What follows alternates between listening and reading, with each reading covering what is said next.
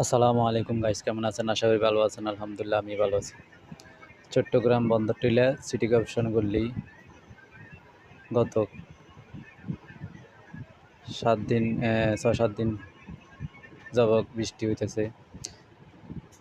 এই জন্য বৃষ্টির কারণে যে পানি যেতে পারতেছে না কোনো দিকে, তাই এই জন্য ম্যাজিস্ট্রেট আসছে। আসিয়ে দেখা যাচ্ছেন রাস্তাঘাটে পানি ড্রেন দিয়ে যেতে পারেন না, তার কারণে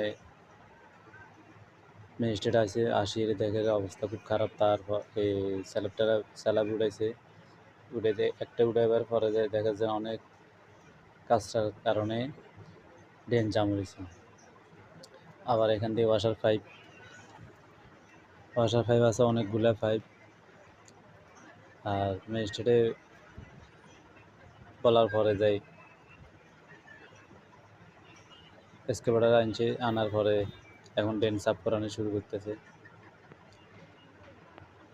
তবে অনেক ভালো হয়েছে ম্যাজিস্ট্রেট আসার পরে।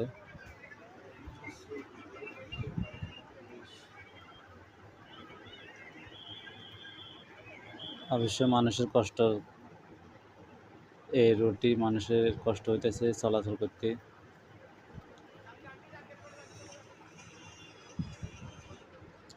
এই ড্রেনের উপরে মানুষের দোকান পাটুটা দিছে, দোকান করতেছে দখল করিয়ে। দেখেন না কী অবস্থা হয়েছে এই ড্রেনের এই অবস্থা হইলে পানি কাঞ্জি কীভাবে যাবে বলেন? পানিটা যেতে পারে? যাবার কোনো রাস্তা আছে? এইরকম কাজটা থাকলে কোনো যাবার পথ নাই।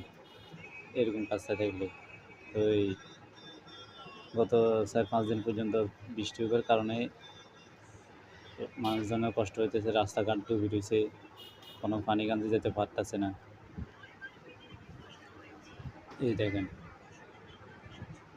এখানটি যদি এই অবস্থা হয়, সামনে আরও আছে, সামনে ফাইভের বন্যা রয়েছে। দেখেন সামনে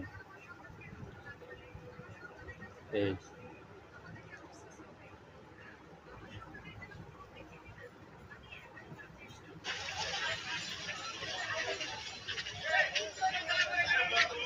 এখন এক্সকাভেটর দিয়ে আমরা কাজ করে যাইতেছি।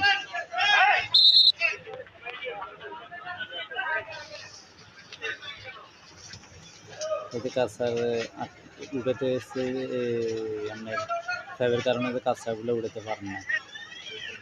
ঠিক আছে, ভালো থাকেন, সুস্থ থাকেন। আসসালামু আলাইকুম।